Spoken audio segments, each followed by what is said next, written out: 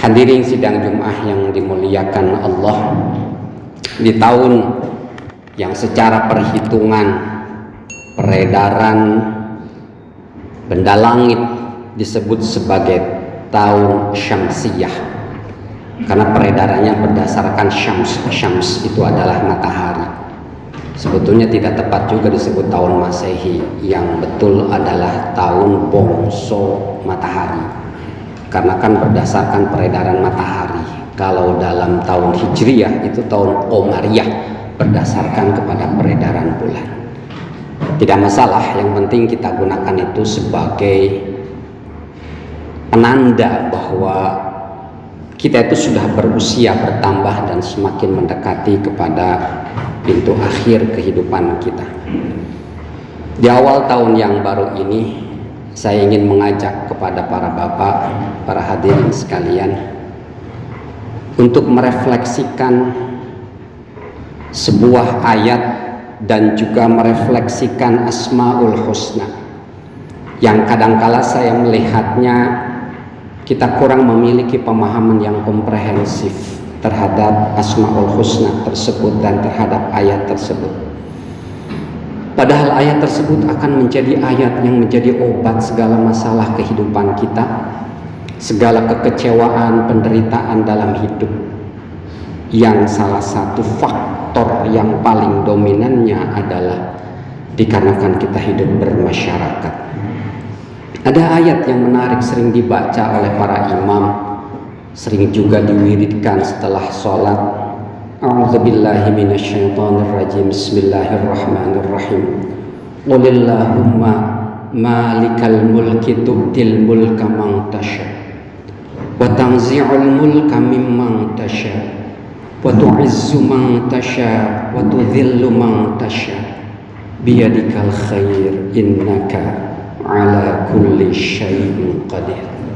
Ini merupakan ayat besar yang kandungan maknanya luar biasa, mengagungkan asma Allah.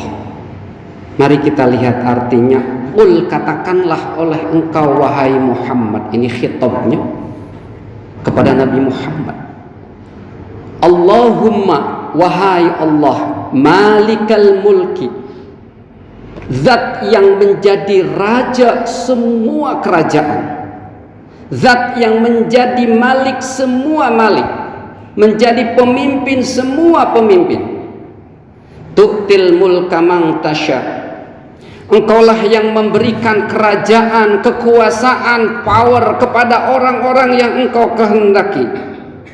Wa tanzi'ul mulka mimman tasya, dan engkau pula zat yang menarik, yang mencabut, yang merontokkan, yang men-take down kekuasaan dari orang yang engkau kehendaki. Wa tu'izzu man tasya wa tudhillu man tasya. Wa tu'izzu, dan engkau memuliakan, memberikan izzah. Izzun itu kemuliaan, kehebatan, power kepada orang yang engkau kehendaki. Wa tudhillu man tasya, dan engkau pula yang menghinakan, yang menjatuhkan derajat orang mantasya, kepada orang yang engkau kehendaki. Biyadikal khair innaka ala kulli syai'in qadir, di tanganmu semua kebaikan, sesungguhnya engkau berkuasa atas segala sesuatu. Ada 4 ayat Asmaul Husna di sini, Malikul Mulk dan Al-Malik. Kemudian ada Mu'izzu dan Mudhillu. Yang saya akan ambil adalah 2 Asmaul Husna terakhir, tu'izzu man tasya wa tudhillu man tasya. Yang dalam Asmaul Husna itu dinamai Allah itu sebagai Al-Mu'izzu, Al-Mudhillu, zat yang memberikan kemuliaan, keistimewaan, power, kekuasaan, dan juga Al-Mudhillu, zat yang menghinakan, yang menurunkan derajat orang yang dia kehendaki. Hadirin yang dimuliakan Allah, selama ini kita memahami ayat ini dalam konteks yang makro biasanya, atau minimumnya meso. Maksudnya bagaimana ketika kita mengatakan ada orang yang tadinya biasanya dihormat terus setiap saat, kemudian dia turun jabatan. Oh, dia Allah yang menurunkan dia. Bukti Allah al-muzillu yang menghinakan, tadinya sudah memuliakan kemudian menurunkan karena dia sudah tidak lagi menjadi pejabat. Bahkan kemudian kalau misalnya ternyata dia tidak beriman ketika jadi pejabat, turun mengalami namanya post power syndrome. Sindrom pasca memiliki kekuasaan. Biasa dihormati, biasa dicium tangan, biasa dibungkukin, tiba-tiba no one greet him at all. Tiba-tiba tidak ada orang yang menyapa dia sama sekali setelah dia tidak menjabat. Kita biasanya sering menerapkan hal tersebut pada aspek yang sifatnya lebih makro. Tapi tidak sadarkah bisa jadi keseharian kita, dalam kehidupan sosial kita, Allah memperlihatkan al-mu'izzu dan al-mudhillunya dalam kehidupan sehari-hari kita. Apa buktinya para bapak? Kadangkala kita mempunyai kebaikan kepada orang lain. Hukum sosial namanya social exchange, pertukaran sosial. Kita sering berharap bahwa orang yang diperbuat baiki oleh kita itu membalasnya dengan sama-sama perbuatan baik. Ketika kita menghargai dan menghormati orang lain, berarti kita memuliakan orang tersebut, kita menghargai. Namun apa yang terjadi? Ternyata yang dia balas adalah celaan, hinaan, makian, dan hal-hal yang negatif.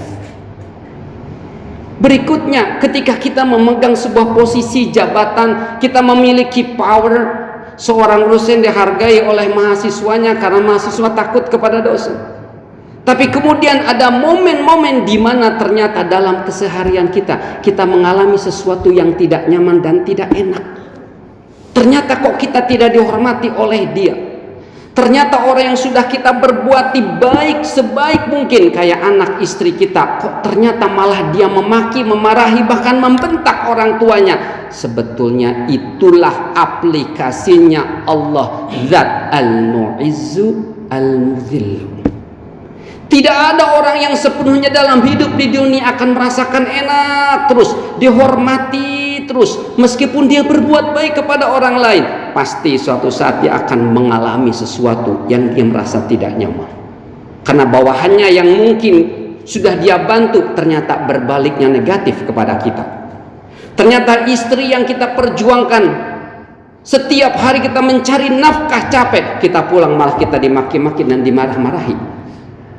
Dan kemudian yang lebih parah lagi, sering terjadi kemudian perselingkuhan, padahal si suami bekerja keras untuk keluarga dan istrinya. Itulah bukti Allah menunjukkan al-mu'izzu al-mudhillu. Kadang dalam satu hari kita dihormat oleh bawahan kita, kita dihormat oleh kolega kita, tapi ternyata di rumah datang-datang kita dimaki-maki oleh istri kita. Istri kita menceramahi kita. Itulah bukti tadi Allah memuliakan kita. Kita dihormat, pulang ke rumah istri kita memaki-maki kita. Bahkan tidak sedikit pula, mohon maaf, di dalam lingkungan sosial yang lebih luas dia dihormati, oh ternyata di keluarganya dia dihinakan oleh keluarganya. Sangat banyak kasus yang seperti itu.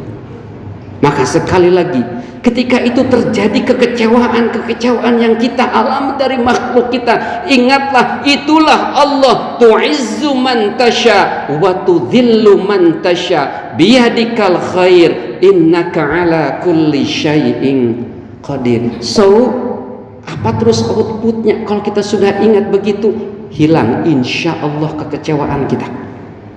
Hilang sudah, akan sedikit menurun. Ya Allah, Engkau menunjukkan al-mu'izzunya Engkau.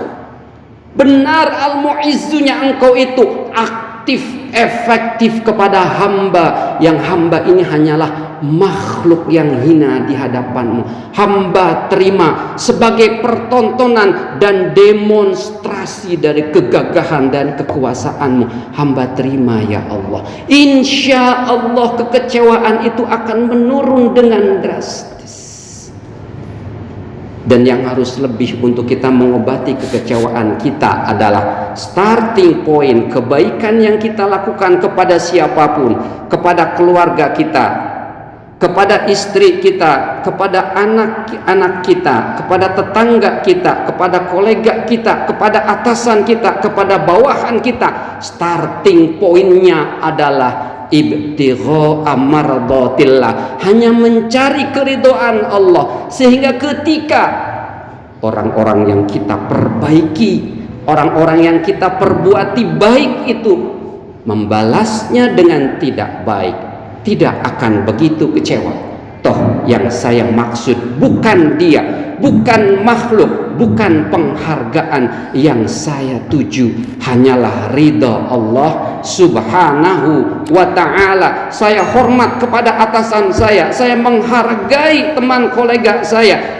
menyayangi bawahan saya memberdayakan keluarga saya. Satu, hanya ingin ridha Allah subhanahu wa ta'ala. Terlebih starting pointnya dari mencari ridha Allah. Ketika muncul kekecewaan, ingat kita hanya makhluk. Allah memiliki asmaul husna, al-mu'izzu sekaligus al-mudhillu yang menghinakan. Insya Allah hari-hari kita akan kita lalui dengan damai, dengan Allah senantiasa berada di hati kita. Mudah-mudahan ada manfaatnya.